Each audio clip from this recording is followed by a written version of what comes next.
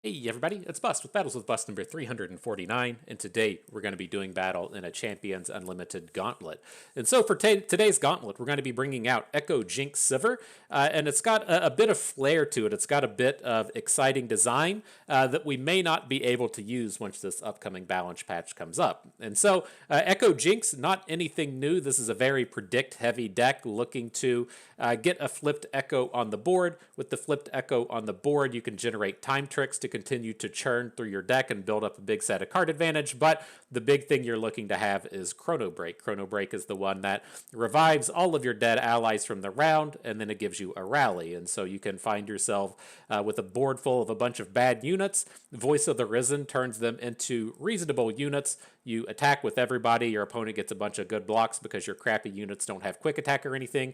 They all die, your opponent loses their whole board. You play the Chronobreak, you get all the bad units back, you attack and kill your opponent. That is the more common path to victory with Ekko, but we did get some new tools here with Big Glory for Navori. The big one here is going to be the Secret Keeper. And so, Secret Keeper, if you're not familiar, when it comes into play, you shuffle 2 random level 2 champions to the bottom of your deck. And so the kind of fair methodology for using this is you're going to be shuffling those random champions to the bottom of your deck. You don't get any immediate impact, but they really improve the card quality because level 2 champions are so strong. And then since we have like 75 predicts in a 40 card deck, we can easily predict up those champions and kind of make up for having a bad vanilla unit by increasing the power level of our deck and then the ways to draw that power. But the thing with Secret Keeper, if you're not familiar, is this counts as leveling up champions. And so if we move back to the Voice of the Risen that we were talking about earlier, you have to level up a champion to give all of your allies the +2 attack.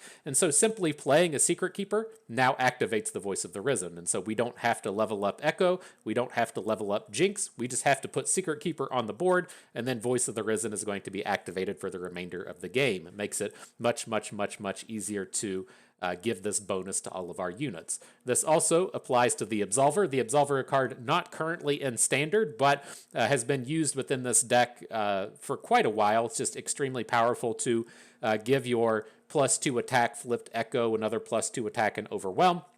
As he makes his rally attacks, it's a very easy way to close out the game. And so this is another one of these cards to where we no longer have to just level up our champions. We can put a Secret Keeper onto the board and then have the Absolver get the kills.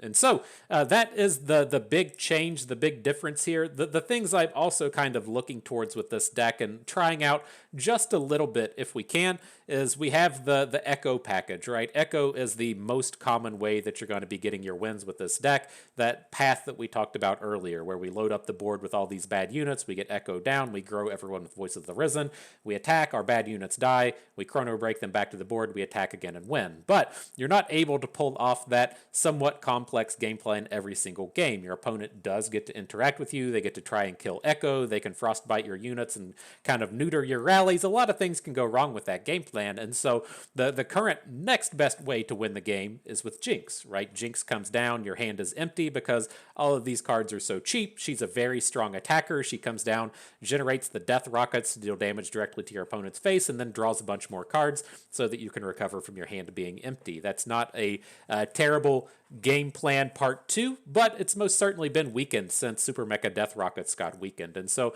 what I'm also kind of curious about with this deck is if it even really needs Jinx anymore, and if you can't look to just using augmented Clocklings. And so the idea with the Clockling is a 2/2 elusive, not that special, but if we make it a 4 attack elusive along with Voice of the Risen, then having 4 attack elusives is kind of a big deal. If we're looking at then generating rallies and getting in multiple attacks with the Clockling, that's a fairly relevant path to victory. And then even though we are only playing 1 copy, if you have multiple copies of the Clockling on the board, attacking for 16 in a turn with the rallies from elusive units, not the worst thing you can be doing, right? You may not be getting your big Ekko game plan in, but if your opponent has a board full of ground-based units and you don't have any overwhelms from the Absolver, then having this kind of secondary path from the augmented Clockling could be nice. And so again, I haven't had the chance to thoroughly test this. This may be trash, this may be good. That's one of the things that we're wanting to come in and check out today. Last thing to call out, since we are playing Champions Unlimited, we can kind of freely add in the single copy of Sivir, and I do really think this is a fantastic thing to be able to do coming out of your Ekko-based deck. Since again we're playing we're playing a 40-card deck with 75 predicts in it, we can fairly easily predict into some of these singleton high-powered plays. And so while we have Sivir as kind of like a plan C or a plan D for what our deck is trying to do, she shouldn't be that impossible to dig up to where if we were playing something, say, like Action Sivir, we would need to play the full 3 copies to get her with some regularity. And so it is nice that we kind of, in the background, have this very small package of the 1 copy of Sivir, 1 copy of Absolver to be able to potentially throw down this big overwhelm attack, and it should hopefully come together with all of the predicts.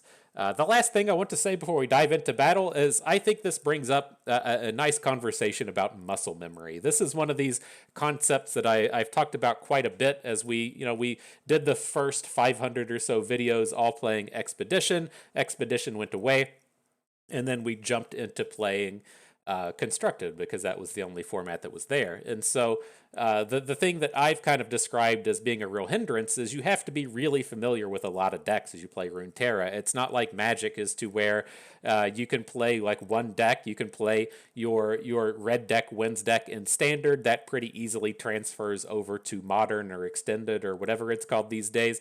And you can kind of stay really current without playing a ton of decks. But in like Runeterra, you have to be ready, not just in the sense that we're playing best of 3, so you have to be familiar with 3 decks instead of 1, but the format changes on a much quicker pace, right? Our format changes once a month to where a format with Magic changes once every 3 months, and those 3-month shakeups are nowhere near the size of the shakeups that we get in Runeterra. And so one of the things I've been kind of interested in is what I call muscle memory, as to where, like a year ago, you used to sit around and just play Thresh Nasus all day, right? Thresh Nasus was your premier ladder grinder. Changes happened, the format changed, you no longer play Thresh Nasus, but a new set comes out, new tools are released, rotations happen, cards get rebalanced, and now Thresh Nasus is a new player in the field. He's back to being normal. The deck may only be like 75% of what it was back in the day, but he's new and he's fresh and he's usable again. A lot of that muscle memory you had from back in the day applies to now. And we really missed out on a lot of that, right? We didn't start playing Constructed until, I don't know, Pantheon was here? When was that? Maybe in set number 5, the Bandle City set. It was like right before Bandle City is when I think we started playing. And so there was a lot of these decks that we just didn't play. And so that's what I kind of think is interesting with Ekko Jinx, is it's a deck that we don't have in our wheelhouse. I'm most certainly not going to be a master of Ekko Jinx. So this is a deck that you've really ran around with a lot. You're going to say, wow, Bust, you're such a dum-dum. But I think it's pretty interesting to, get a little bit more experience with decks like this. And then if it pops up into relevance again at some other point in time, then it can be useful into your wheelhouse. And so the reason I'm kind of bringing this up is Ekko Jinx was good for, I don't know, like 2 seasons ago, 3 seasons ago. Had a run for about 2 seasons where it's a thing, and it's really dropped off since the rotation, but now it has this opportunity to be good again, and we don't have any muscle memory with the deck, but if you do, it's something that you could potentially pick up and be ready to go into battle with. All right, off we go. Let's see here, jump on in. I checked in on the ever important pay to win price. It's paid up. We got a couple of epics in here. We got a the augmented. It's not augmented experimenter. The augmented elusive guy, and then the secret keeper. They aren't premium, but everything else is, except for Ekko. Poor Ekko, man. Nobody wants to turn Ekko premium. Dumb card. We got to sit around and just complain about this deck, right? I hate this deck so much. Like I don't hate it as much as playing Ionia cards, but it's I don't mind the predict mechanic in the sense of I think we probably just keep this whole thing against LeBlanc. Maybe we get rid of the Scrying Sands, keep our units, and then get the crystal in the deck. I don't mind predict a little bit. Right, if you're playing a deck that has like 3 or 6 predict cards in it, you're playing Aatrox Kane and it has Forsaken Bakai as the only predict. I don't mind that, but it starts to have the Sensei's Divining Top problem if like the entirety of your deck has all these predict cards, and that's the thing that kind of grinds my gears a little bit. If you're not familiar with Sensei's Divining Top, that was a card in Magic to where you could spend some mana and then look at the top 3 cards of your deck and put them back in any order. And it eventually got banned, not because it was so powerful. It was quite good. You could look at the top 3 cards of your deck, reorder them, and then if you didn't like what you had there, just come out and shuffle your deck. But it just took so much time to get all that stuff going that they eventually said, you know, we don't want to spend this 15 minutes having people deal with Sensei's divining tops every single game that it's a part of. And so we'll do the right thing, we'll do the good thing, and just remove it from the game. But all right, we found our Ekko, good deal. Let's continue on with these predicts. There's a Forsaken Bakai. Don't really need a second Ekko, and I don't think the opposing deck should do too much to actually kill it. And then we're just going to repredict after the fact anyways. So let's just go ahead and send him away. We want to get all 4 predicts in before Ekko comes on board if we can. We got 1 from the prep, 1 from the Bakai, so we should be good to go as he's getting ready to come on the board. He's a little weak against this opposing deck though, right? We aren't playing a big pile of combat tricks. We only have that 1 copy of Absolver, and so it should be fairly easy for opponent to Frostbite Ekko in the middle of combat and keep him from getting the strikes that will keep us from getting the time tricks. So I put Time Trick on top of our deck just to give us something to do in case things start to go wrong, but we should be in this spot here to where we're able to add in the Forsaken Bakai, and then we're going to start digging for high impact cards. Jinx is a perfect one. As we're about to empty out our hand, we want to be refilling as these games move on. And so I'm a little worried about this next turn. You know, we're kind of just throwing our Ekko away. It feels like he dies like every single time, right? We attack with Ekko, he's just going to get frostbitten, but he does at least shuffle the Chronobreaks into the deck. Then we just have to decide if we want to attack with him, which probably going to. Kind of envisioning this working out with Jinx to where, you know, we play Ekko this turn, probably not going to get any additional time tricks out of him, right? We just expect him to come down and die, but on the following turn, we get much closer to just dropping Jinx on the board. It's not that unreasonable to find a 0 or a 1-cost card with the time tricks and then get the Jinx flip. Won't be able to play the Death Rocket. It's a little early for that kind of shenanigan, but she's real close to being exciting here. If it ain't my favorite time-traveling genius punk buddy. Well, I'd be weirded out if I wasn't. All right, so let's see how opponent can get in the way here. Again, no way to protect the Ekko. We don't have any of the combat tricks in hand at the moment, but I'm more interested in just getting those Chronobreaks in the deck. If this gets like a flash freeze out of the opponent, then that feels like a win to me. If he has to spend the 3 mana to take our Ekko down, if he has a Brittle Steel, that's a lot worse, right? To where he only had to trade 1 mana for our 4. But I think we're still looking okay here. Didn't punch in any of this extra damage. I'd rather have a better set of units, right? If we can find the +2 attack unit to make these units real, there's no real reason to just attack in for 3 damage at the moment.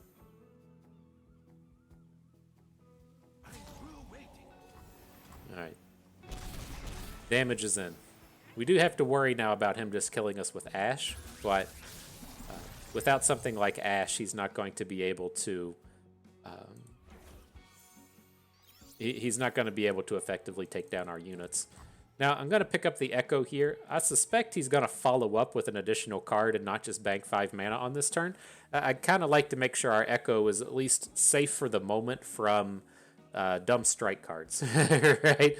I'd prefer him to not be just right immediately in harm's way in front of bloody business. All right. Oh, I thought Jinx was lit up for some reason. I thought she had the orange border. Never needed it. Easy to say with that Z drive of yours. All right, let's see what we can do now. The Secret Keeper comes in. Not that effective at the moment, and so we're definitely not flipping Jinx this turn. And we only have access to 1 Absolver. It's all a bit of a bummer. If something goes wrong with our Ekko, I'm not going to have him around for long. Like, we're just 1 mana short of really pulling things off. Let's see what he does. You and me, Fishbones. Curious if we can't throw down Jinx. He's gonna kill one of these, right? I don't expect either Jinx and Ekko to both survive the moment, but yeah, he's got a Harsh Winds in hand. But if he goes something expensive onto one of these, and then we can protect the other one with Absolver, that's going to be a lot better. Okay.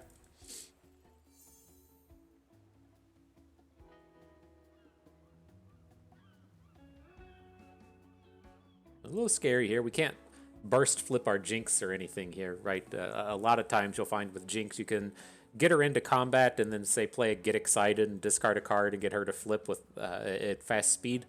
Can't do any fast speed flipping with the 2 units in hand, but I think it's okay. These stories were true. All right, we'll just keep passing. That's all we're gonna do this game, right? I mean, he doesn't have any overwhelms here. There's not a ton of stuff that we have to worry about, but I think we do need to play Absolvers in this combat. It's gonna be rough. This is not a good spot for us. We really need to be popping off here, and we can't do it.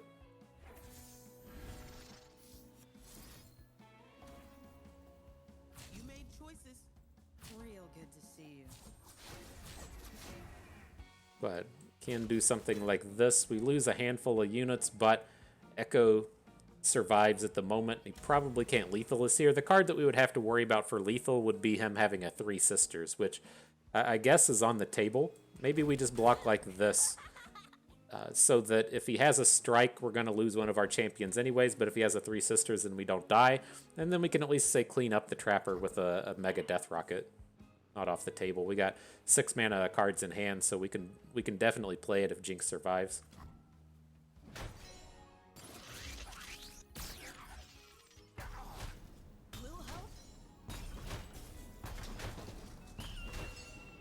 Then if he does come at us with something like a incisive tactician, we should be able to survive that as well, right? Since we stayed at 6, didn't just let all of the units through. The War Mother will unite us all. What's up, show me? Like in the new board? Little front heavy, but yeah. Yeah, that board's a little front heavy, bro. Alright, so let's see what we get. There's our Death Rocket. Need to time trick into something good. And then we'll call it a day, right? Nothing can go wrong. Alright, so I don't really want any of these. We should probably just pick up the Scrying Sand so that we can try and predict into something for next turn. We really need to find a Chronobreak. I remember this.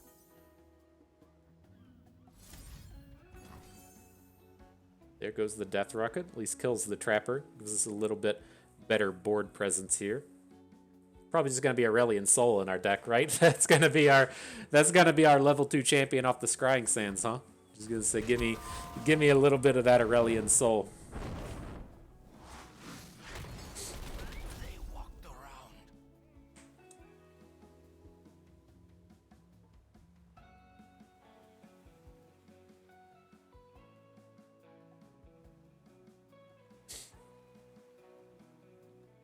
Gotta serve us up something good, deck. It's only got 2 Frostbites in this game. That's wild.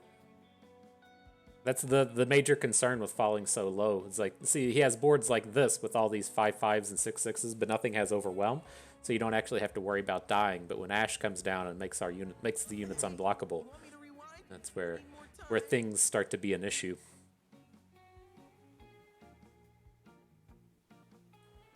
You got opponents say, "I've been boomed. I've been boomed by bust." What do we got? Probably just need the Chronobreak. It's interesting seeing Gangplank turn up. Gangplank has a lot of potential to just blow up this board, especially with these 2 quick attackers out here. But I think we got to take the Chronobreak. I still expect a piece of this attack to go wrong, right? So we're going to like attack with Ekko. He's going to have Harsh Winds or something. That's what we thought he had on the previous attack. But if he Harsh Winds down our Ekko and our Jinx, then we still should at least get to... Man, I'm good. Screaming helps not at all. we should at least get to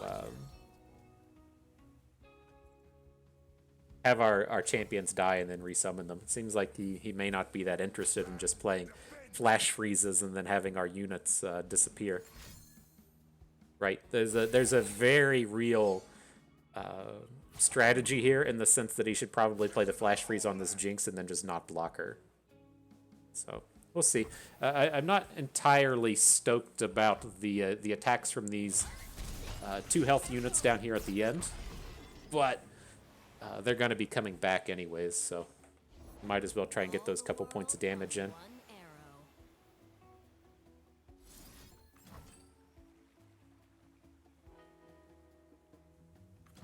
One more time. All right, one more time.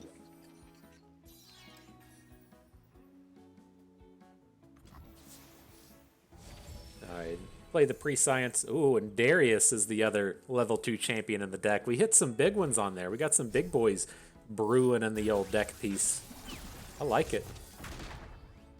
But let's go ahead and pick up our Death Rocket. Ooh, and then Voice of the Risen. Beautiful, beautiful.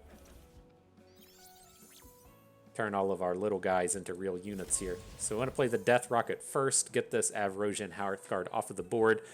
Then we can follow up with Voice of the Risen. Make it so his Enraged Yeti block onto the drop border isn't very good.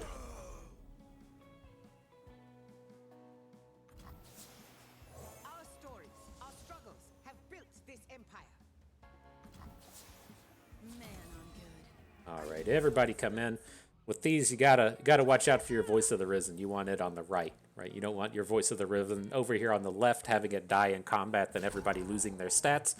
At least this way, it's got the stat points delivered regardless of how the rest of this combat goes. Probably gonna need to come in here and block the big boys.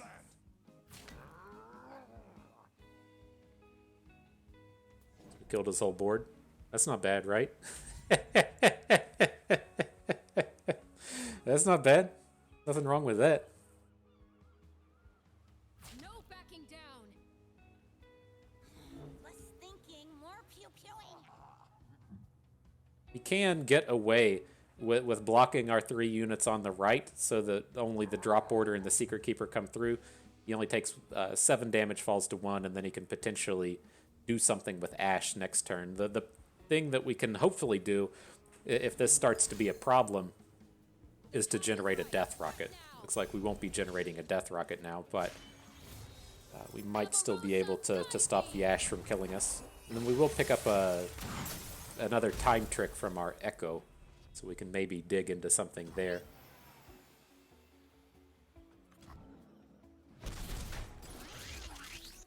Thing to take note of is we don't have any burn in our deck. Right? We're not playing Mystic Shots and the like, and so can't be digging for the burn spell. Opponent doesn't know that, but we do know that. Let's take the other Jinx.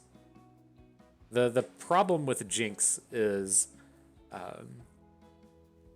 so what you suspect is going to happen next turn is opponent's going to draw his Crystal Arrow. That's card for the turn. He's going to Crystal Arrow our board. We're going to play Jinx, and then he's just going to attack and kill us. And so we can't do that. We got to take Rite of Negation here, so that on this upcoming turn he plays the Crystal Arrow. We pop it with Rite of Negation. Then he gets to attack. Ashe will Flash Freeze Ekko, and then we can still block here and not die. What up, Vigio? Like to get you on board. You're looking pretty fearsome. You got that chiseled 8-pack with no shirt on. Well, I think if I was built to the capacity of Viego, it's not even like a fucking shirt. It's like a quarter of a leather jacket. I'd probably wear the same outfit though. No hate, my dude. I'd certainly rock something like that.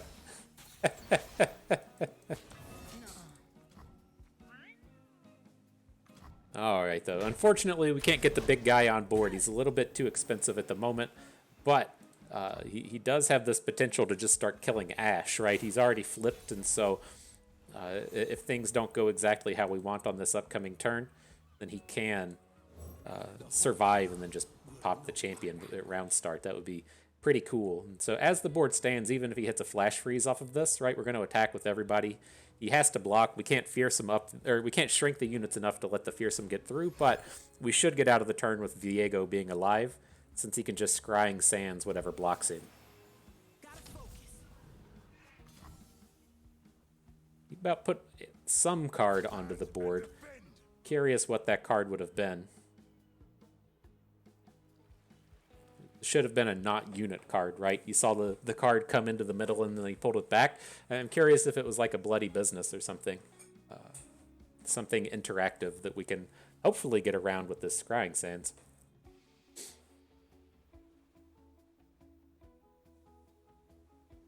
But if it's a bloody business, you got to block, bro.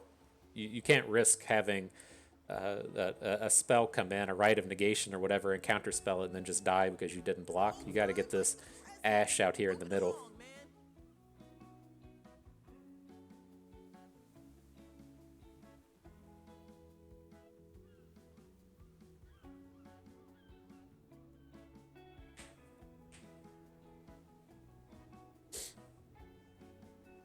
What you thinking, bro?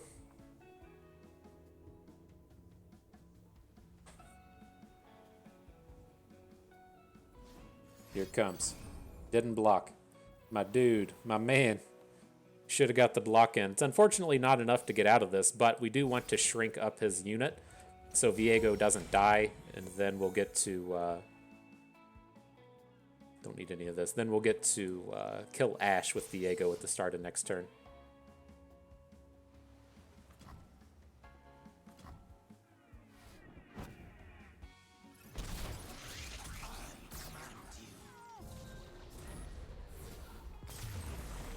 Alright. It seemed odd. Why did our Ekko survive that? He's Scrying Sands his unit down to a 4/4. Then oh, that's interesting. I've never actually run into that before. The bloody business says that a 5 power or a 5+ attack unit strikes another unit, and then when we took the 5 attack unit down to 4 attack, the bloody business just didn't work. Interesting. I've never come across that one before. Huh. So you can. Maybe we would have learned that if we played more Ash LeBlanc mirrors, right? That has to be. It's so weird. Like, I know that I've done that in an Ash LeBlanc mirror, but it's such a different feeling when your opponent has 0 power. Like, a 0 power unit can't strike, and so I never envisioned that the bloody business was just not striking because of the unit's power, but it was actually not striking because of the spell. Huh. I've been intrigued. I've been interested, Riot. Well done. Have to point that one out to Conanson. I don't know if old Conanson still around. He was putting the rule book together for LOR. He was doing a ton of stuff with Path of Champions. He was a big member of the the expedition community. And then I think as kind of time went on, he started playing other games and stuff. And so hopefully he's out there doing well. Hope you're doing well, bro. But GG. On to the next one. All right. Let's see if we got that deck tracker back up for this one. It's been giving me trouble here recently. I know that it doesn't get real happy when you jump between accounts, and got to do a lot of restarting to try and get it pulled up. But I think we got it this time. I think we're good. Everything's going to be okay. Let's see what's up.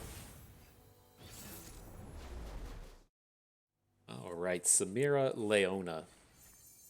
Everyone's best friend from the lands of Constructed. And so I think we can hang on to Secret Keeper here. I'd be a lot more interested in Secret Keeper if it was if we were on the odd attacks, right?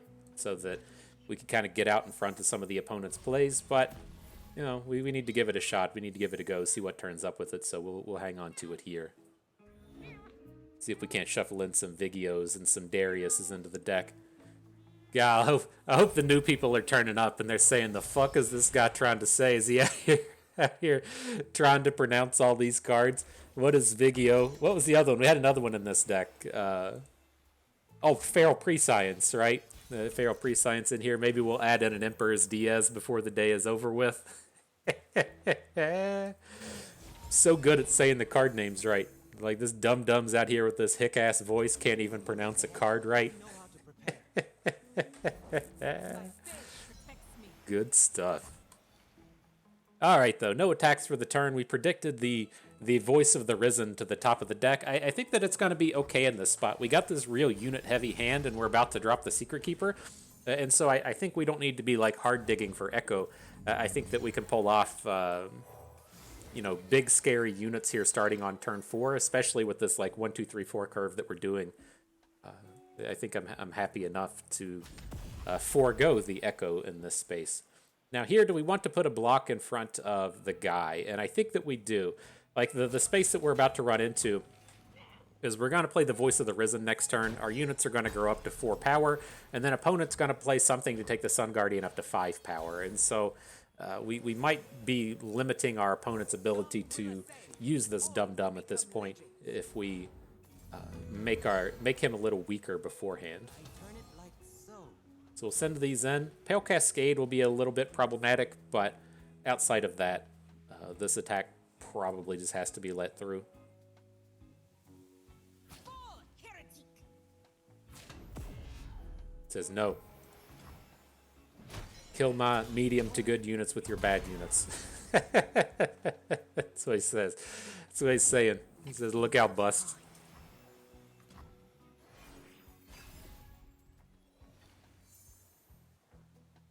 Alright, a bit of an awkward hand. Can't get too much on the board. I think we need to just drop the Clockling so we can still play a Scrying Sands behind. Now we're close to that point to where we need good cards, but I think I'm kind of okay with still picking up the Bakai. It's very cheap, and it seems better than just kind of like letting the turn pass. I guess the other idea here would be just to pick up Jinx, because on this turn we're going to oh, well, the card we pick up is going to cost 1 less, right? That changes things a little bit. Let's just put the Jinx in. She should be safely attacking next turn. We're at a pretty high health total. The downside to Jinx is like the way you're going to kind of expect this to sequence is we play Jinx and then he plays a Just an impression.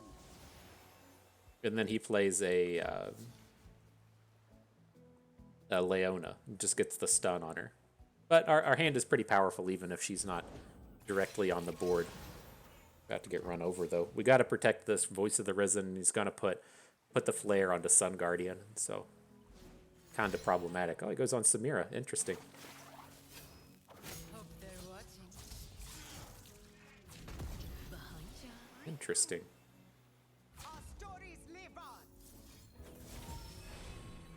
So what do we got next? Oh boy. Oh boy. Check out our friends. The drop borders coming through. Not exactly what I expected here, but definitely making things a lot better for us. What a time to be a live drop border. We definitely skilled that one into play. So I think we still want to block with Voice of the Risen. It's tough for him to have a kill onto her, right? He can kill her next turn with like a Nox and Fervor, but this turn he's going to have like Elixir of Wrath or something like that today. I really don't expect this deck to be playing.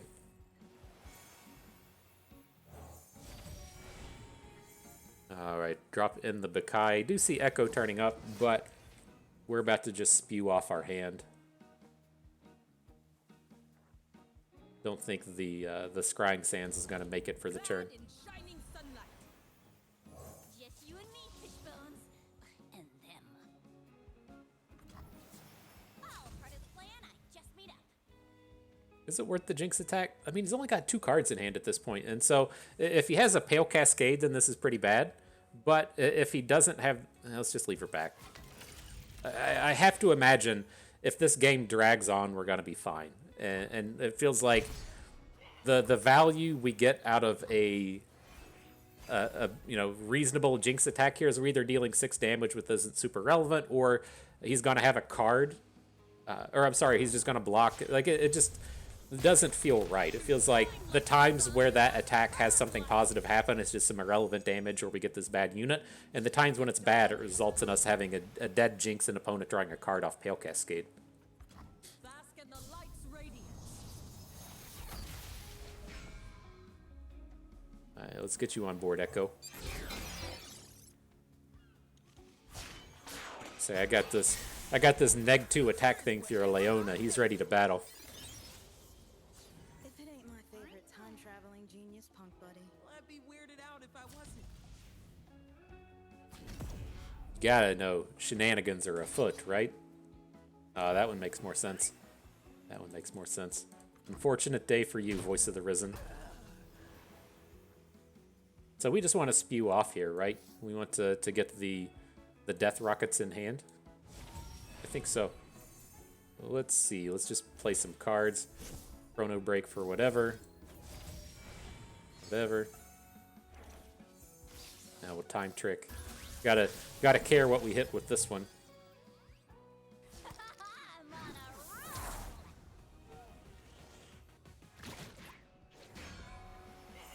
What do we got? The Jinx is somewhat interesting, but our opponent's health is kind of high. I was thinking like if we pick up, like we're gonna Death Rocket this turn, Death Rocket next turn, and then having a Get Excited does 9 damage. That gets opponent pretty close to dead, but Voice of the Risen's probably just too good here. I think we'd either really be wanting to hit Voice of the Risen's or we would want to hit Chronobreak.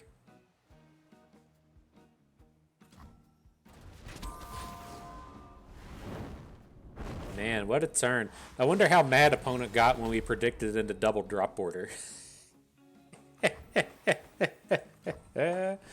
What a dumb deck. What a dumb deck. Oh, wow. We drew a bunch of expensive stuff on the round. We're definitely not getting Death Rockets this turn, but it is kind of nice picking up the protection for our Voice of the Risen. So do we even get to make attacks this turn with the barriered Leona down?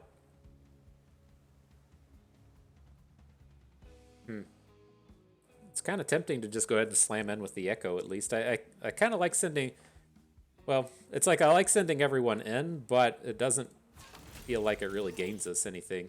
His units are too big. We got to find that parallel convergence to make this work.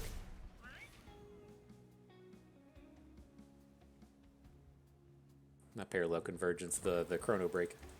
And so this is tough. I kind of want to play the Secret Keeper as well, but I don't want our Ekko getting killed by a Nox and Fervor, so I think we're just stuck passing on this turn. Maybe we could pull something off now.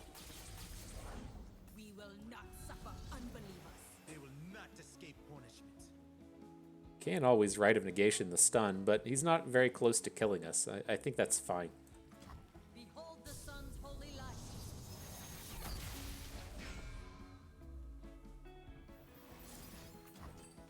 Alright, Ekko, call your shot.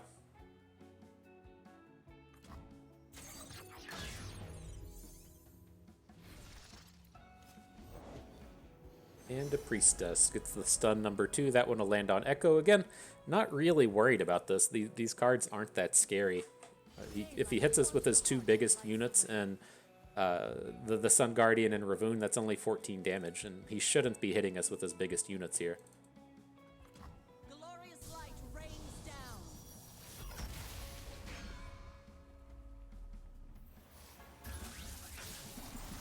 What you got, Time Trick? We got it all. We got it all with this one. We probably just want the Chronobreak coming out of this. Although, can he like really stop a parallel convergence at this point? Probably not. I'm gonna land that one on probably not. We also get the second Voice of the Risen on the board when we do this, so all of our units are going to get that additional plus attack. Another timeline coming through.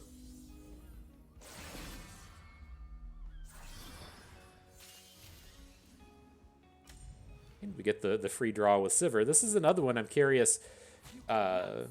It should need to get fixed, right? This is Augmented Clockling is bugged in this sense to where this is a playability, but we still got the Sivir in hand. Face my shield.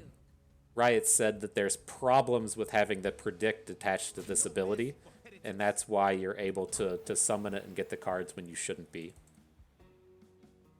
Now looking at this spot, like, we could potentially look to get excited the Leona and then kill her with the Forsaken Bakai.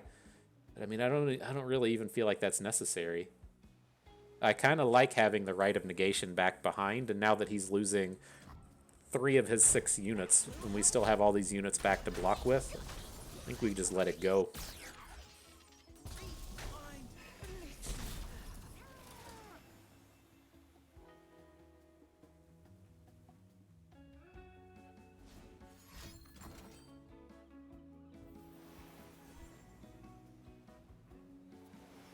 So this will bring on a third stun. Sure. I mean, maybe we'll care eventually. I don't know. So far, I don't care about this stuff. The sun's splendor revealed.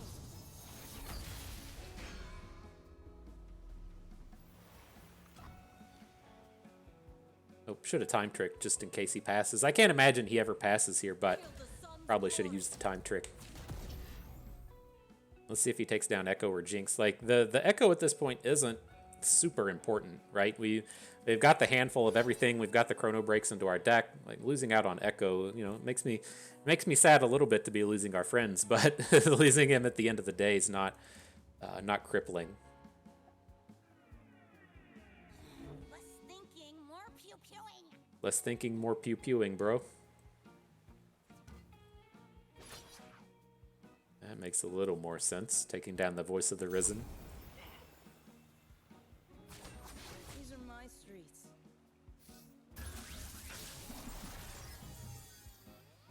Just didn't do another Chrono Break. Okay.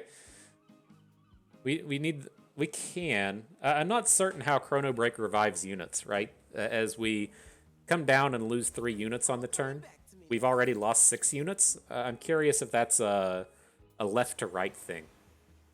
As to where our leftmost units don't involve Voice of the Risen. That was like our 6th unit to die.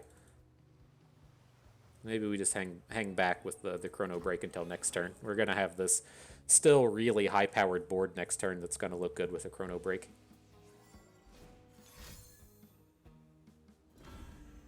And a Might. Are we dead? Not yet. Not yet. That's scary. That's a scary one right there. We're gonna have to keep this Rite of Negation back just in case he has Decimate or Nox and Fervor. We don't have to worry about it this turn. He's only got 2 mana. But next turn, that's gonna be a concern. And so we'll need to watch out for it. As the board stands right now, we can still look to do 2 damage with the Clockling and 3 damage with Get Excited and end the game. But he's certainly lined himself up to potentially having kills.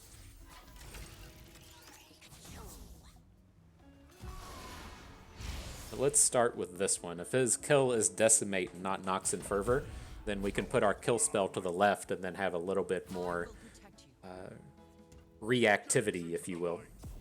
Ever vigilant. It's all about the reactivity.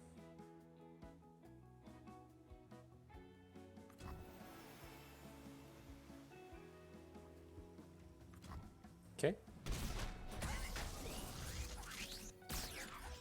I don't think there's a way he can ever just like burst speed kill us, right? I don't think that's on the table. What once was 2, now is 1.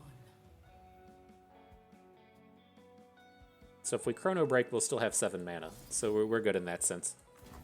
Take the rally, get our Jinx back. Got all these nice quick attackers tearing down the board.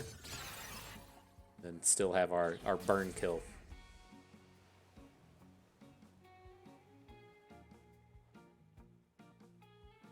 So I think we're okay.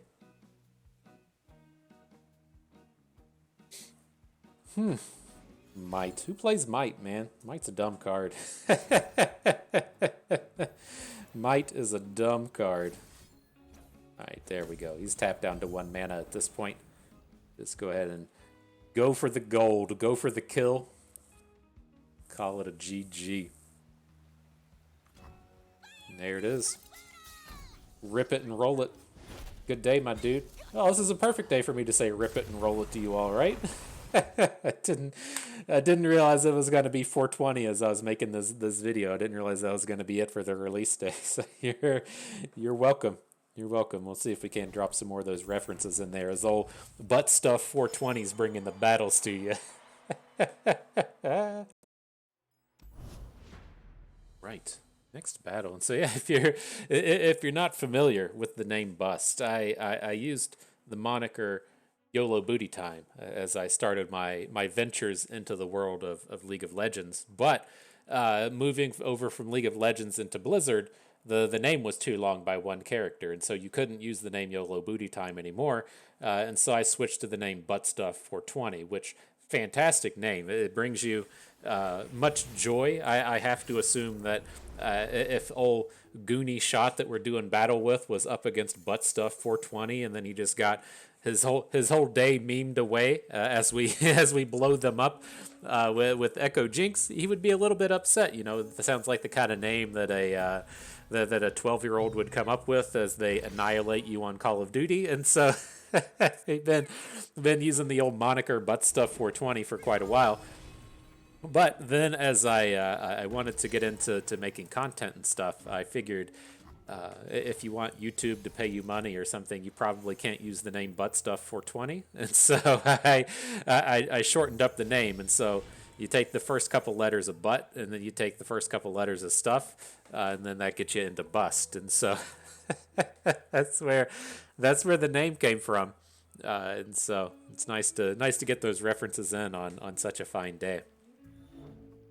But back to the action here, going up against Talia. I can't tell if this is probably a Sundisk deck, right? He's got the Sundisk on the board. We probably need to just be coming out as quick as we can.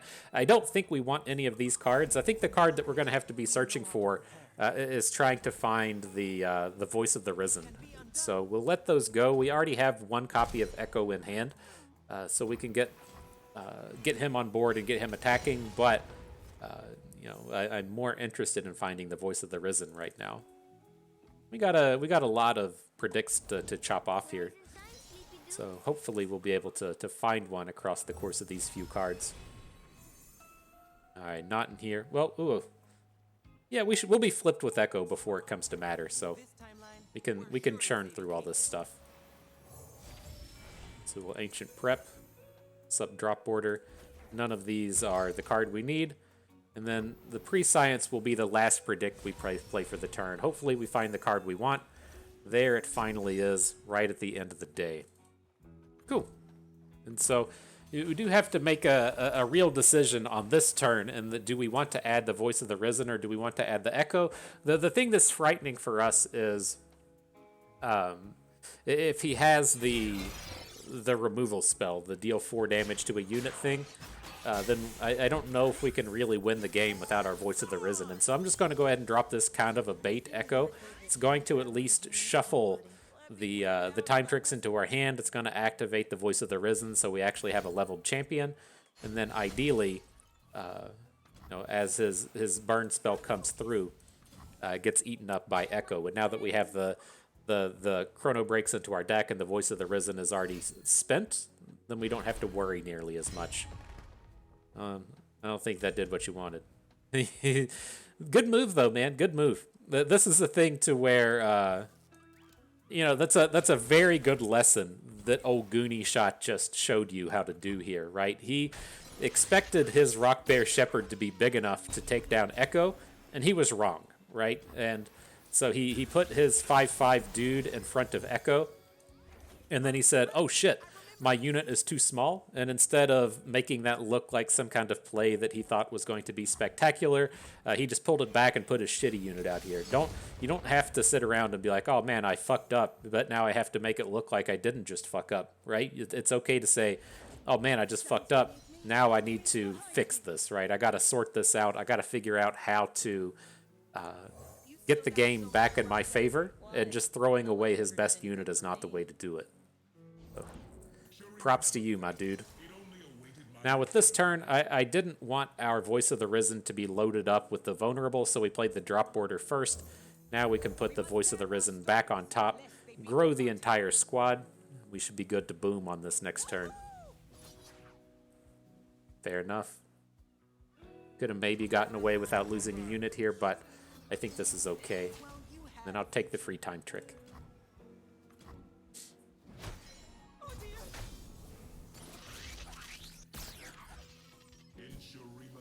See if we can't find us one of those good cards, Don't really need Feral Prescience, and the rest of these cards suck. I think we just skip this and take the free draw, and then we'll play, just hitting all the Presciences, huh? Let's see if we can't find something good here. Don't want any of these cards. Prescience again. There's the Chronobreak. Beautiful.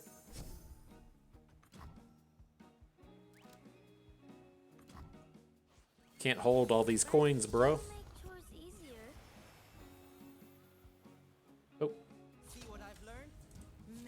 get this ordering cleaned up. There we go. And so ideally we'll be able to make this attack. Things like quicksand are, you know, kind of awkward if he quicksands our Ekko or whatever, but the Chronobreak should be enough to recover us out of this combat, and then we have a Rite of Negation to potentially stop the opponent's Rite of Negation. And that's what we're going to look to try and use and clean this game up. Xerath coming in. Uh-oh. Uh-oh. That Sundisk about to pop. So at this point, do we want to give up on being able to Rite of Negation? We really need to be winning the game this turn since the movie is playing and the writing is about to be on the wall. He doesn't have the mana anymore to play Rite of Negation, and so we can try and time trick some more units on board. I'm curious if he can actually play a unit for 2 mana. Huh.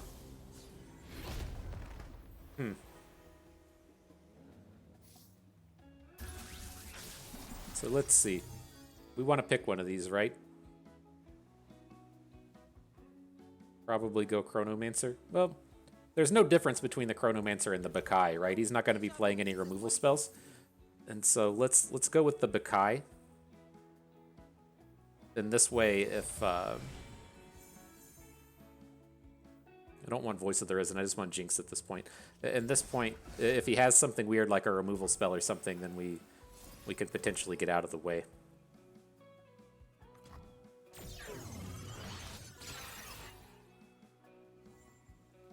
We only lost 1 unit? Oh my gosh. Oh my gosh. What a bummer. I thought we had more dead stuff. We're just totally short now. Don't even get to kill the Xerath. We gotta find a Jinx or something. Needed that Absolver. Is Xerath capable of killing us next turn? Brutal. I mean, I feel a little safe. We do have Rite of Negation in hand, but doesn't feel big safe, that's for certain.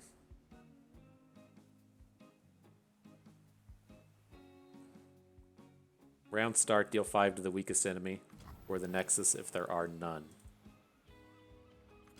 Alright. I'm scared now. Can't be predicting into those Mystic shots.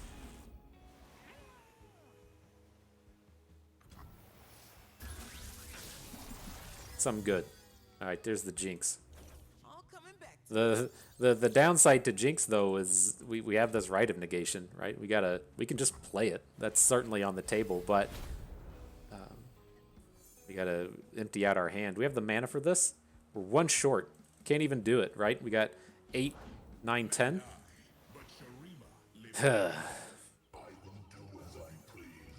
Why's life gotta be so hard, man?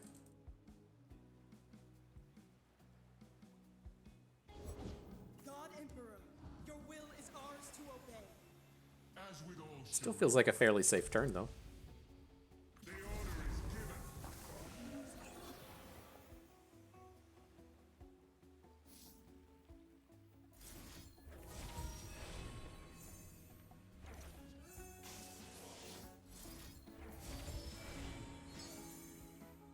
Alright, didn't hit any drop borders, but... Oh shit, you're just that big, huh? I thought we were going to be able to block with Ekko, and that's not the case. I guess Jinx is fine. No reason to throw Jinx in front. Alright, let's do the Chronomancer. At the end of the day, the Chronomancer will be coming out in front. Now, do we want to play Rite of Negation anyways? I know that we can't... shit, we probably messed up those predicts too. I threw the predicts away because I just assumed I was playing Time Trick. Now we're not playing Time Trick. But do we want to go ahead and play the Rite of Negation so we flip our Jinx and get to draw an extra card next turn? I don't think so. It's just such a bummer of a card, though. Alright. Playing it. So we're getting the flip this way, I guess.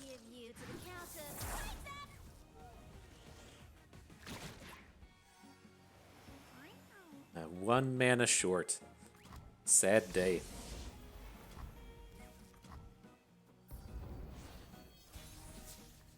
Alright, so the boom comes in on our little guy. Alright, lots of good stuff coming through. We can't get the burst speed stuff down, but we did hit a really good collection of cards. Don't want Sivir here. Yeah, I mean, if we Chronobreak, we're not even able to get Sivir on the board this turn. That's rough. But we got this elusive bro ready to come in and save the day. Ah, he's got the Xerath spell, huh? Okay. Okay.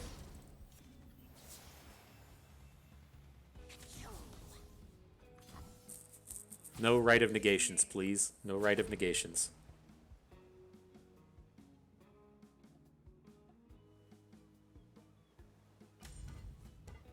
Just take it. Just take the damage, right?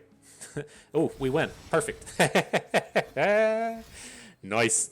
Nice. You see he's completely tapped out now, so he's going to get the blocks in front of our units. We're going to Chrono Break, get back our elusive, and come in and finish off the game.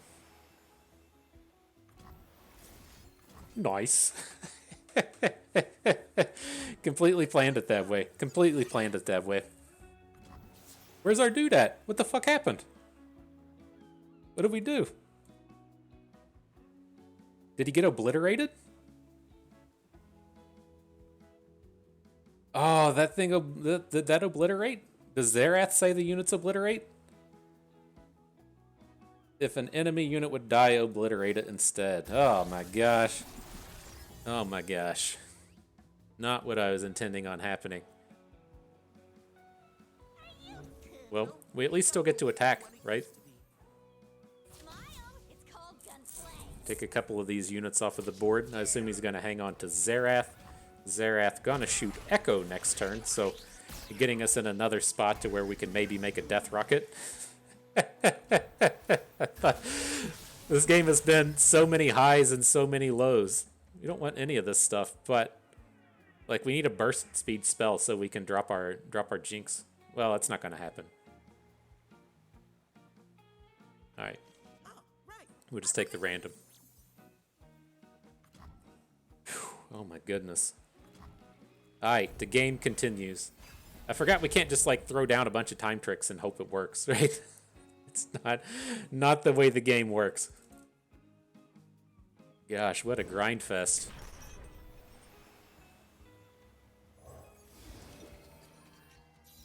But we did pick up another Chrono Break, so if he attacks, we have some potentials here. What's this thing? Round enemies are vulnerable round start rally. Okay. He's tapped out. Can we do it this turn now? How about we do it this turn? So he can attack into our dudes, whatever. Good job. The block has been skipped. Oh no, our units just get obliterated again, don't they? Oh my god, that fucking card. we're gonna figure out how Xerath works before it's all said and done. So we need another unit here. I don't want to lose our Jinx to I don't want to lose our Jinx to the Xerath.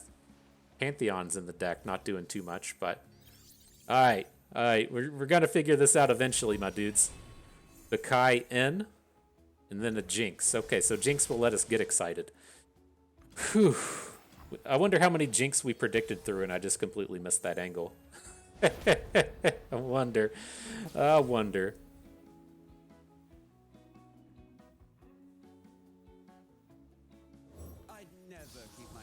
All right, let's get some stuff on board. See what happens. We'll play Get Excited in the middle of combat. What we should be able to do is Get Excited, discard Chrono Break, send it to the face. He's only got 2 mana now, so this should be safe. And then even if he has a Rite of Negation to respond with, we can generate the time trick to hopefully save the day. Whew, that was a game, my dudes. That was a game. Get that GG emote out here. Oh my gosh. It's been too long since we've been playing against the Xerath, right? We don't have the muscle memory on level 3 Xerath just coming out and hanging out on the board. Oh my gosh. All right. GG. All right. What a barn burner, man. That's what we're here for, right?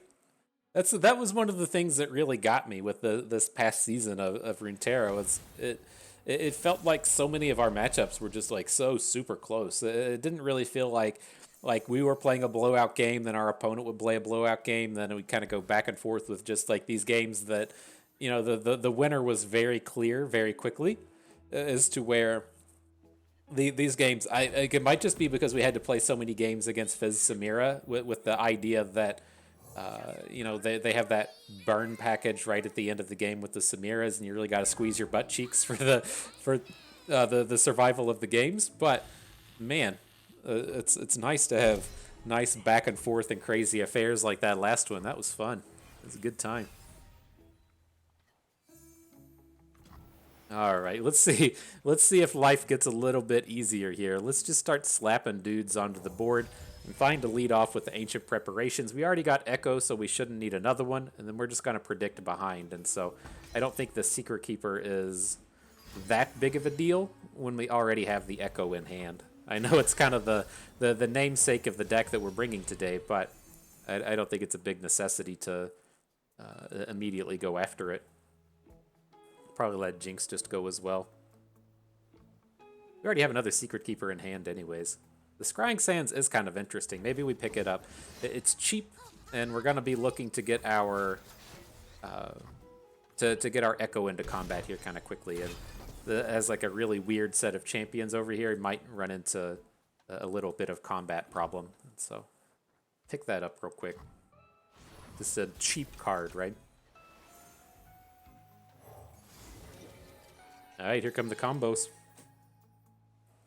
Do you notice what happens with that animation? That's the standard shuffle cards into your deck animation, but it pulls up 3 cards and shuffles 3 cards into your deck, although the Secret Keeper only generates 2 cards. You saw it here first. You learned it here first. Bust dropping that important knowledge right on your nugget piece. You're welcome. Always glad to put a little knowledge in your nugget piece. Maybe we'll get one of those big bros on board. Alright, Chronomancer in. What do we think? Here's a Voice of the Risen. That's, the next thing kind of on the table. I think that's okay. We don't need to be predicting anymore this turn. Would be cool to see a nice, expensive 5-cost champion in there, but we're looking okay with what we got. And then I always worry and wonder in these spots if you can just kind of get him. If we drop Ekko and then we just get him with the with the level up. So if he tries to say send a 2 damage darkness at Ekko and then we play Feral Prescience to level him up and have the 3 health, I don't think it's going to happen too often. It's like most of the cards in these decks are going to deal like 1, right? Your group shots, your Vile Feasts, your Go Hards and the like, and then they're going to deal 3, or they're gonna come at you like a vengeance. But I definitely want to get these Chronobreaks into our deck, so we'll take the predict to make sure they come in. Can skip over these. I don't feel like we need any of these cards. We need card advantage cards now.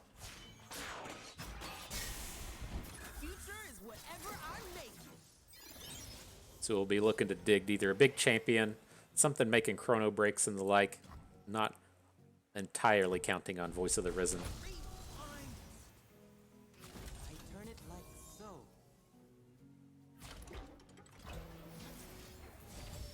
All right, what you got for us, deck? Something big? Nah, just a fresh Ekko. All right. That's not nearly as exciting. But this is the spot you'll run into with this deck. I assure you that a more seasoned Ekko Jinx veteran would have navigated those predicts a little bit better, foresaw they were going to be in this spot to where they just needed card advantage stuff, and done a little bit better job of having this roll through. But the game's certainly not done. We got a lot of power. We're about to get Ekko back on board. If he gets popped with a vengeance, it's not the end of the world, and then we'll have the Voice of the Risen on the following turn. Got a lot of power, and just we've run out of stuff to do.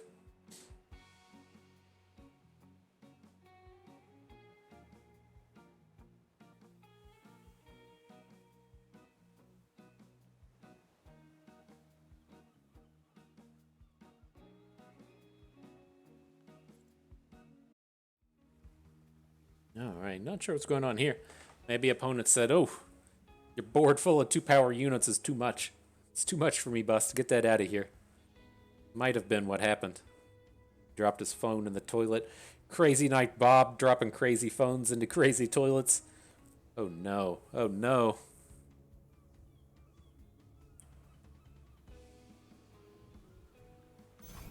Alright, we'll bring in Ekko. New tricks, new day, new You gotta end the game fast, right? He says, "Ha, gotcha. Gotcha, tricked you. You thought I was coming at you with the disconnect. Not the case. Not the case." Interesting. Why would he do it this turn? Just to get the fizz damage in? So I would suspect that there's gonna be a 1-mana removal spell coming in. Like, that 2 damage from fizz isn't that important. And so if he's going to really go for this, or if he's really going to be going for the kill on Ekko, then he probably wants to just wait a turn, right? That 2 damage isn't very important.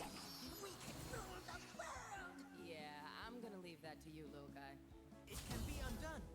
Right, I'm going to bring the Voice of the Risen in here. It's something that we kind of need to protect, but I don't suspect he's going to throw Senna in front of it. And if he has a removal spell capable of killing Voice of the Risen, I don't think it exists for 3 mana. There's the removal onto Ekko we suspected. And that's not terrible. We luckily picked up this Jinx, right? So we should ideally be able to flip her next turn. And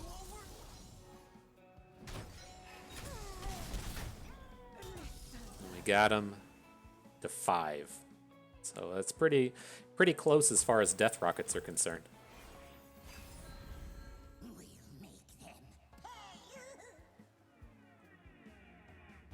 All right, we're going to play this other Secret Keeper. You got to watch the animations. I don't think I got 3-card Montied on it, right? there were a lot of card shuffles happening, and I don't think they were too hard to see. Here we go. Get ready. See, it's 3 cards cycling around, then they go into the deck, but we only get 2 champions into the deck. Unplayable game, Riot. Unplayable game. Get your shit together. Get it together. Get that programmer who designed that animation out here and really make him say it. Make him put it forth that that they messed it up and there's no fixing it. Jinx? Stands for Jinx. Alrighty, let's see how this goes though. Opponent has the darkness locked and loaded, capable of killing our Jinx, but we're gonna get the chance to get the kill spells. So we'll have the Death Rocket for this turn. This will take him to 2. And then next turn we need not necessarily not 2 units. We just need like 1 unit and then a card we can put down at fast speed. Or 2 cards we can play at fast speed. Ancient Prep and then a Time Trick. Okay, so that should hopefully do it. Drop the Prep first. Get a fresh drop order. Then the Time Trick will put the Death Rocket into hand.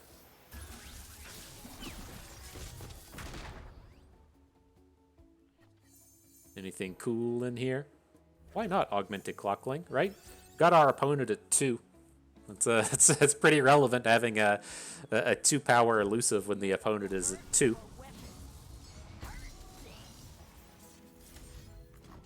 Gonna have a Piercing Darkness, a way to gain some health.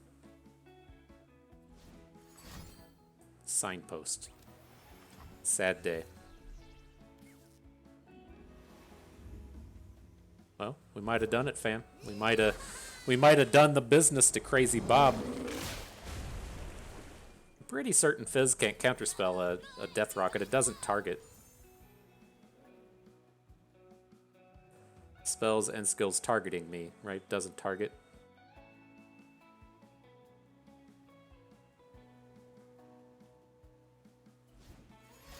One jump ahead of you. Alright, game says we win. You gotta do what he just did there, though, right? If you don't know the rule, if you don't know how it works, you can either lose 100% of the time, or you can put the spell on the stack and find out if you lose. And so that's what I recommend in that spot. Just go ahead and play the spell if you don't know. And if it doesn't work, then it doesn't work. But that leaves you in the same spot of just conceding, and so might as well try to pick up that edge.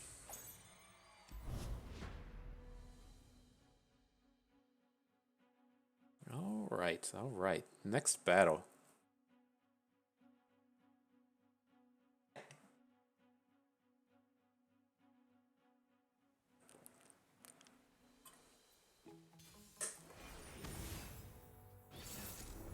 what do we got here? A little Yumi Pantheon coming out of the Bandle City edition. Sure thing. So what are we gonna do with this? We got a lot of the big hits, right? We got the Echo, we got the Voice of the Risen, we got the Secret Keeper. We need like a little bit more early stuff with this hand, and so I don't. It just like it strikes me as like Secret Keeper never being an appropriate keep. But I feel like if we're out here playing this specifically for the Secret Keeper, then we have to keep it. We can't put Secret Keeper into our deck. Have that be the reason that we're here today, and then just mulligan it away every time. So we'll let that one go. We'll get that guy out of here, and we'll continue on. And so I put the Forsaken Bakai on top of our deck. It's going to be a 1-mana play we can make on this turn that predicts. Need to keep churning off these predicts. Drop order comes in. I don't really want more, I don't think. Like, next turn we're going to play the Secret Keeper, then we're just going to follow up with the Voice of the Risen.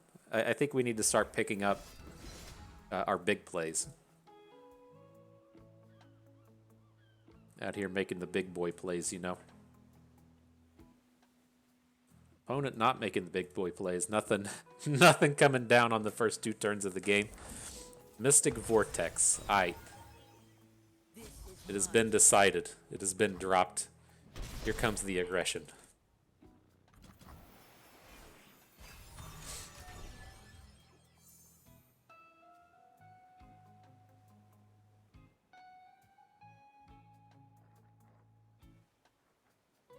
Gotta find some of these sweet champions, though.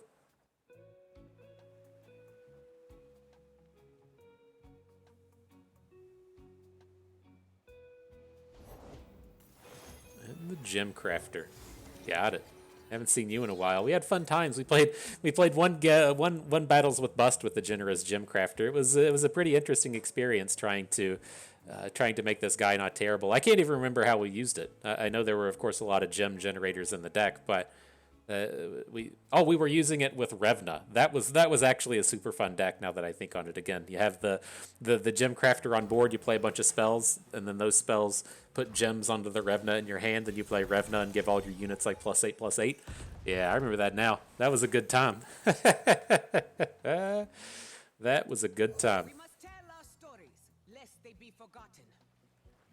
All right, but opponent plays their 3-mana dude that hasn't delivered any stats yet. We play our Voice of the Risen, just outright better than all this stuff. has to hurt to be the generous Gem Crafter when you see that kind of thing coming at you, but he does immediately have the silence, a bit of a bummer, but I think the rest of our attacks here are okay. Still got a pretty reasonably sized unit on board.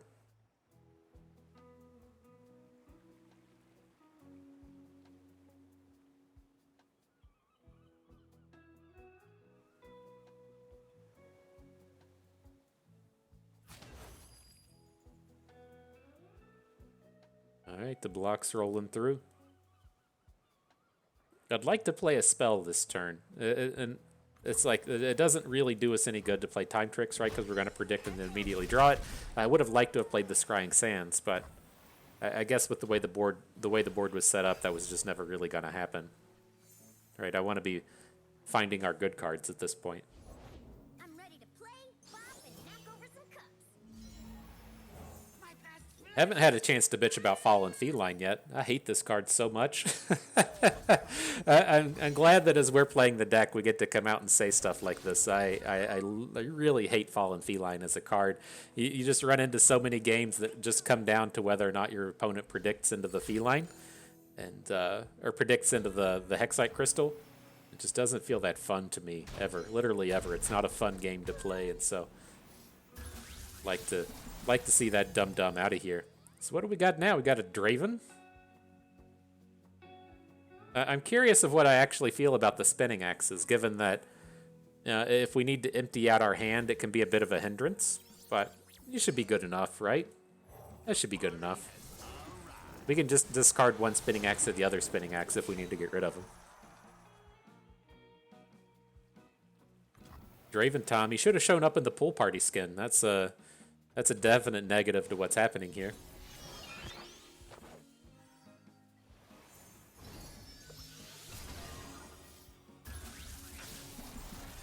Alright, what does Time Trick turn up?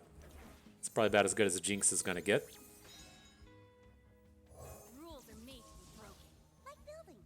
Or people. You should try blinking. So we can technically empty out our hand this turn, right? We can discard a Rite of Negation to Spinning Axe, Ancient Prep to Spinning Axe, then play Scrying Sands in the middle of combat, get the Jinx flip. We can't play the Death Rocket this turn, but we can start churning through the combos next turn. And that's what I think I'm really looking towards here. Like, the thing that brings me like a little bit of worry would be a card like Hush. I don't think this guy's going to be playing Hush, right? If you're playing things like Blinded Mystic, you typically don't have Hush included in your deck. And so that's just where we run into a bit of disaster. If we're like, okay, we're attacking with Jinx, and then he says, LOL, watch this. I got the Hush in the middle of combat. You can't flip her. You can't win the combat. Everything's really powerful. But I don't think it's really worth preemptively using Jinx here. That strikes me as a falsehood. Stay the path.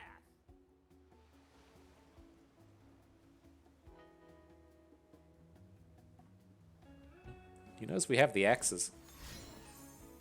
So what's more important to us? Do we want to keep Draven, or do we want to kill this generous Gemcrafter? And it's kind of tough. It's like the generous Gemcrafter isn't even the unit that matters.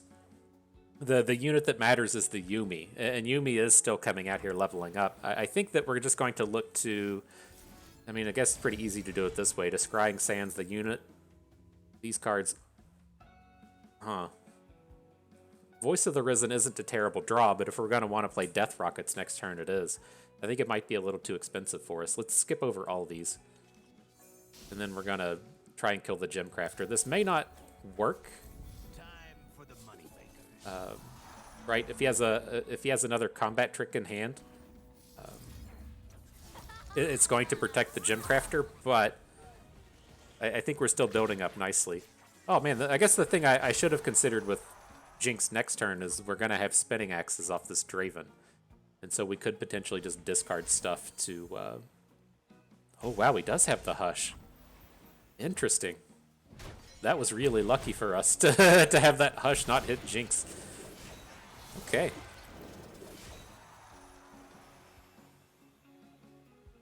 Let's see how this continues on. I mean, it's another one of these spots where we have him to 5. And so if we get the Death Rocket on board, we can, just kill him across 2 turns. Do you have to worry about these Pantheon decks being able to come in and being able to come in and then Now we're cooking. lifesteal really big off of the Pantheon, but I don't think we have to worry about it too much here. And then this is fine. I don't really worry too much about Draven here. We're going to lose our Draven. We could have gone about this the different angle of just discarding our hand and then having Draven be big enough to take down a combat trick, but it doesn't strike me as being that important. The card here that strikes me as being important is Ekko. So we're still in this space to where we can Feral Prescience, we can Spinning Axe 1 unit, get the Death Rocket in hand, and then maybe get the kill next turn. Looking much, much closer to getting that kill next turn as well. Reaching the peak will change everything. So we drop the Prescience. Don't really want any of these units. I want spells. I don't want units. So let's skip over that one. I'm going to discard 1. Give a unit the old boosteroo.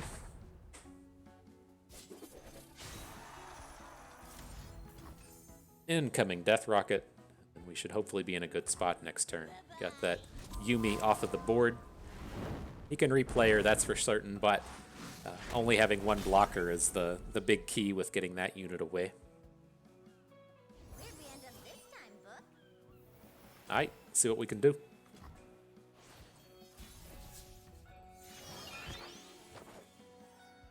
Alright, got a spell and a Secret Keeper. So we're gonna have to lead with the bro. Make sure we can get that Death Rocket before we attack.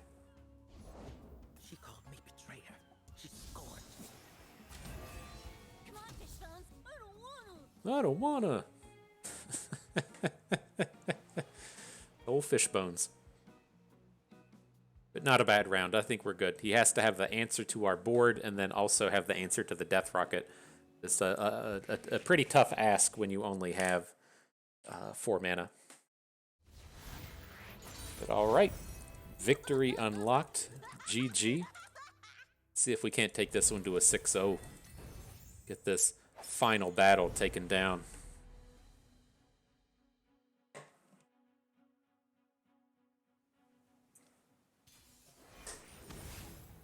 What do we got here? A little bit of Braum Vladimir. It's been a while since we've seen these guys. Oh, Vladimir getting removed, banished to the lands of Eternal. Sad day for him, I'm sure. He's supposed to be getting reworked, right? It's not like they just pushed him to Eternal and forgot about him. They said they were going to rework him or something. I'm curious how Riot actually goes about reworking these champions. It's one of the things that's been weird to me is that we just want the pre-science here to empty out our hand. We got these echoes ready to go. One of the things that's weird to me is if you look at a game like Magic and you have, it's not just Jace, and it's not just, I almost called him Leona. the lion guy, the white planeswalker, he's a Leonin, right? Not Leona.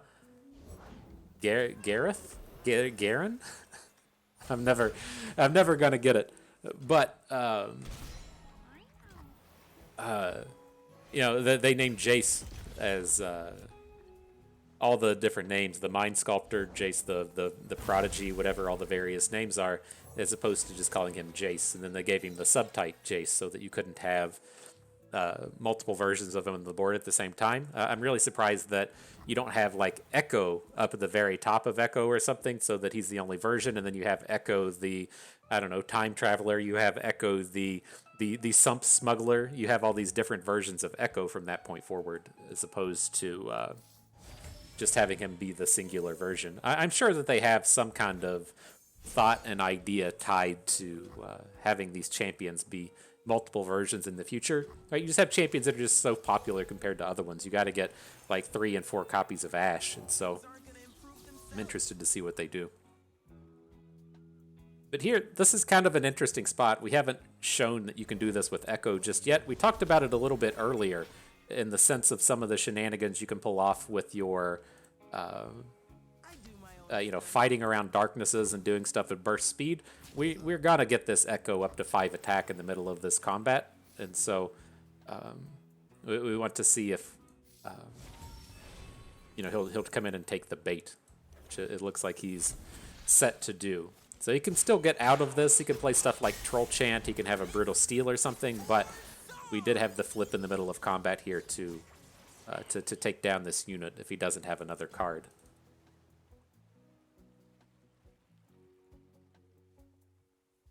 I missed what we predict there. I was talking and got a little distracted, and so it happens on occasion. So we're gonna get out of it because of this time trick, but we need something good here to happen. He's starting to build up with the Scar Grounds, and we don't have great answers to these cards. Definitely don't want these dum-dums though. Sivir turns up. Look at that, we've done 4 damage so far. That's pretty good, right? That's pretty good. It's not. That was sarcasm if you didn't catch it. I've dressed for the occasion. If it ain't my favorite time Now, traveling this is buddy. kind of sketchy. We probably should have just played Sivir here, right? Sivir lets us kind of like trade with the Crimson Awakener if we want. We don't have great Ekko blocks here, even if we use the Scrying Sands. And so it's probably a mistake to let it happen this way. Only taking 6 now. I'm not willing to drop to like 5 against this deck and then just get blown up by Vladimir. Oh fuck, he's gonna flip? Shit. Shit. Well, you had a future. Alright, so I guess we won't block Vladimir. Alright, we can do this, right? I got all the time. No, he's gonna grow because of the Scar Grounds. Alright, so we'll do it this way. We'll find it eventually. Yeah, I would have much rather traded out Sivir as opposed to Ekko on this Awakener. This game went bad quick. Bad quick.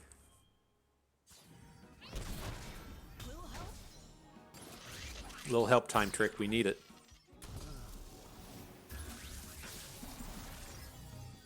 What do we got? Probably got to take the Chronobreak. It's just the sequence that you typically get with the Chronobreak is that you're able to attack and deal a bunch of damage and have the units go away, and then you get to re-attack for the win. But in this space that we're in now, with the Scar Grounds and everything down here, I don't think that we're going to be able to do that.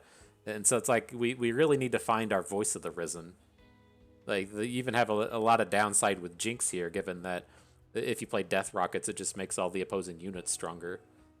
So, are we really in a spot to just take the Feral Prescience, though?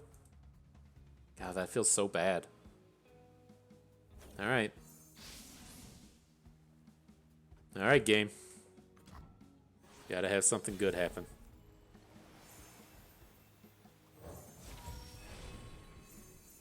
These aren't the cards we want. I could see an argument for putting the Augmented Clockling on top, because we're probably not going to be attacking next turn anyways, and we can just play it on our opponent's turn and get to spend our mana pretty well. Maybe that's the way to go about it. So we'll take the Clockling next turn. Still going to put Sivir on board this turn. Then next turn we'll have a few more options in what we do. But we've got to find that Voice of the Risen. Oh, Jesus. Nothing's lost. It's just waiting to be found. That's scary Vladimir right there. I didn't think this matchup was going to be terrible, but this feels pretty terrible. I mean, maybe it's because we were just too greedy with our echoes. Man. So we can't actually get an echo on the board this turn. Could play next turn, and then try and do stuff with the time trick kind of cards. But if we're going to go for that kind of angle, I'd rather just have Jinx. Right? If we're not going to be getting Death Rockets with Jinx, though. All right. Echo it is.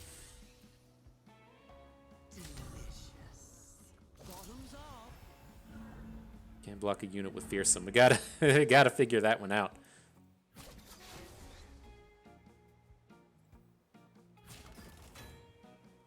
It's like we're only falling to 2. Can we win this game? I'm not going to play around a combat trick here. Like, if he has the +2 attack, he's got it. I don't feel like we can win this game without having all of our Sivir and stuff on board next turn. So, all right, the Troll Chant got us. I think that's fine. It's just that spot to where we really needed to be able to say Prescience into Voice of the Risen, and then have Voice of the Risen next turn, making all of our units not suck, and then we can attack and recall everybody at that point. And it's probably not even enough to win the game. But it should hopefully be enough to clear out the board, and then we get to play 2 time tricks and then maybe recover a bit from there. So that's tough, though. Like, a lot of that game came down to that turn with the with the Scar Grounds, or I guess his 5/5 unit coming down and surviving. Interesting. Well done, Vladimir. We gotta stop talking trash about you, I guess. All right, off we go. Final battle part 2, up against the Donger, Nora, Vagar, and Senna. Let's get this party started. Ancient Prep coming on in. Looking for a cheap Predict unit here. Didn't find any. Do we want to pick up the Clockling at this point? I don't think so. I don't really want any of these cards, I think. So let's go ahead and skip over that one. We'll just take the natural draw. We want a cheap Predict for this upcoming turn. Then we'll play the Secret Keeper on 3. Drop border. Drop border is not the answer we were looking for.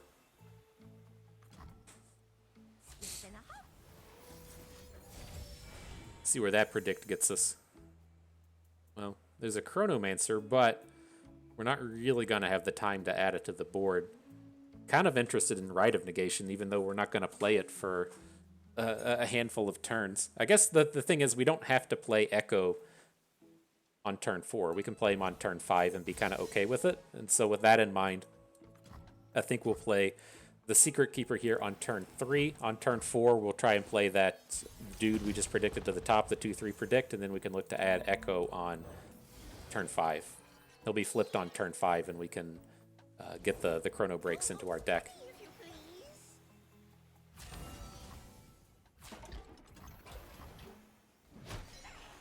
Alright, then I don't think we need to be too aggressive here. I don't want to trade our Clockling for his unit.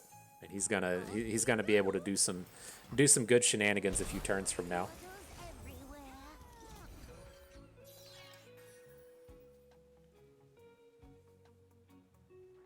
So we'll do that. The thing to kind of keep in mind as well is we do have this very unit-heavy board right now. If we find Voice of the Risen, it's going to be exceptionally good. And so we have the Chronomancer and the Prescience. We don't necessarily need to find ways to use this Ekko.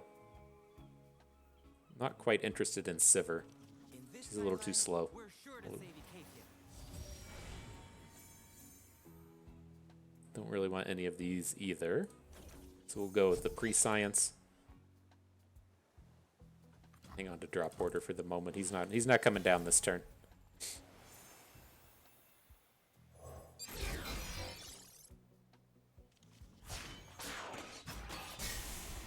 Future is whatever I make. Haven't hit any of those Hexite crystals yet.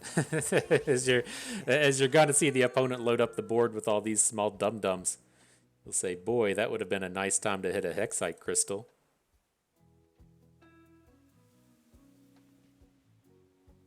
I don't suspect Ekko's going to survive this. The main point of this is to Are you lost? just get those time tricks, or get the Chronobreaks into the deck. Yep.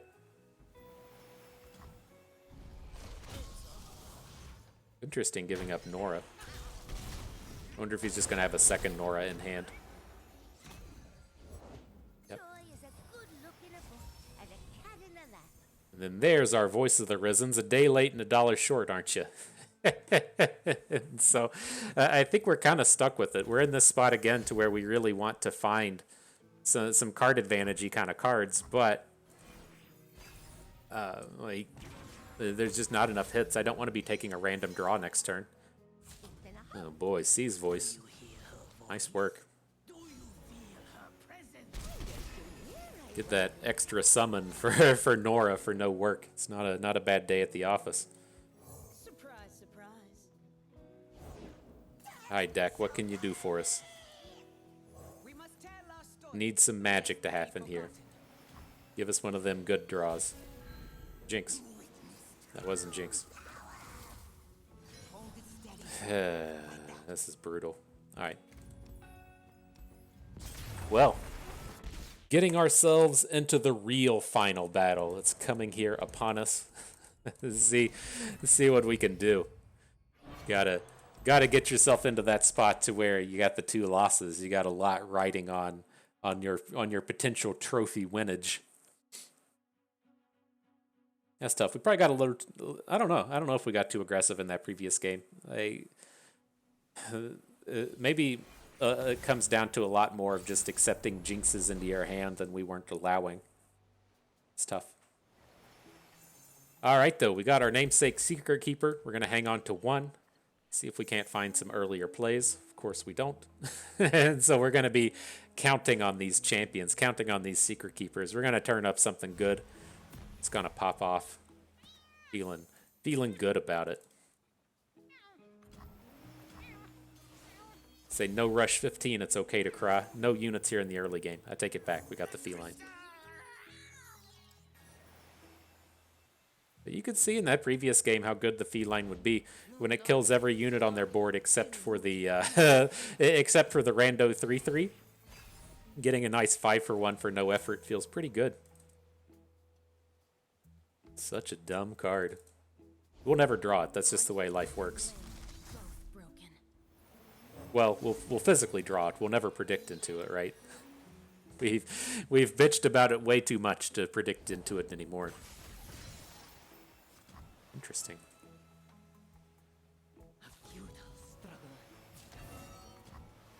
Alright, I'll take it. Weaken your unit up. Get it ready for some death rockets here. I think we'll pass on this one. I mean, we're about to load up our deck with some more big champions. We might as well stack up our predicts to being good. Out of reach. Got all the crystals in here now. Load me up. Get me those healing crystals I need. Keep the 5Gs away from our deck. Heads turn and roll. See what we can do. The attacks are looking good now. If we assume we're going to draw a Hexite crystal at some point, we get to AoE all this stuff away. Kind of like that.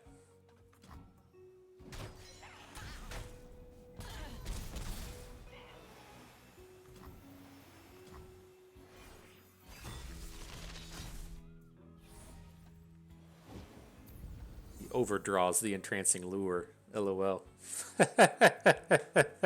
You got too many cards in hand, my dude. Too many cards.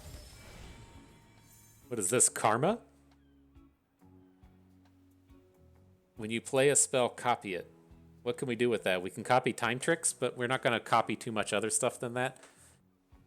Ah, what a sad day. What a sad day to see this karma come down and just be like, I don't think so. We'll just put Jax in there. He's a pretty meaty attacker at this point. Bloodshed is the only way, isn't it? No problem. We deliver their end.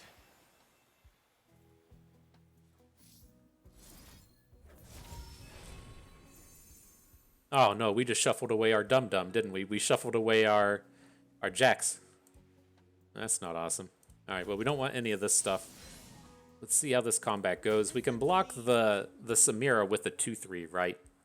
If he has a combat trick, it's going to give her +2 attack anyways. There shouldn't be any +1 attack only combat tricks coming at us.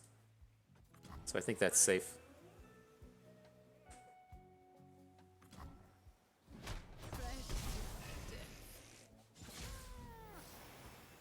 Alright. Well, we didn't want the card on top of our deck. What do we have access to now? Voice of the Risen's kinda big. I also worry about just like physically losing our Jinx, but like I mean, we're not going to be playing Rite of Negation at least anytime. Maybe we will. Maybe we will on this upcoming turn. Like if we come down, we look to add Voice of the Risen to the board, make all of our units big, and then he tries to play a cultist strike onto our Voice of the Risen or something, and we have the Rite of Negation for it. Okay, I'm sold. I'm sold. Our stories, our struggles have built this empire. Pledge to the dark within. And I'll keep the Voice at home for the moment. He doesn't have like any units on board. Like we wouldn't feel bad about trading it for a Riven or for a Varus, but it's just so easy for him to have combat tricks that I don't want to lose the Voice too easily. We're close though. I mean, maybe that was a mistake. As we're coming up on this Jinx turn, if we just get him to 2, I mean, he could have blocked another one of our units, but we're kind of passing up on that opportunity to just blow him up.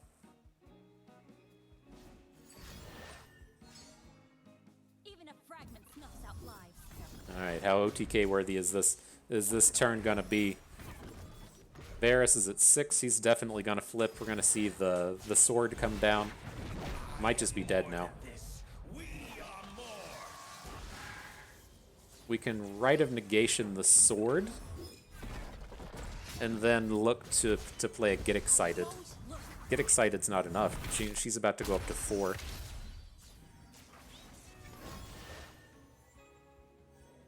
Is there a reason to even to counter the sword? The reason I want to counter the sword is because we're not going to have any more interactivity with this Blade of the Exile, right?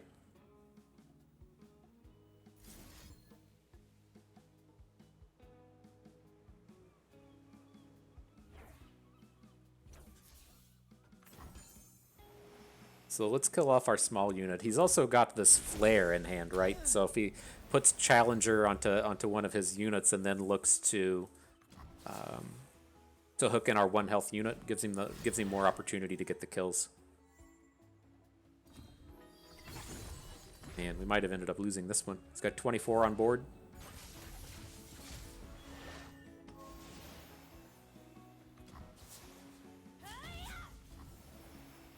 Real good to see you. Heed our words.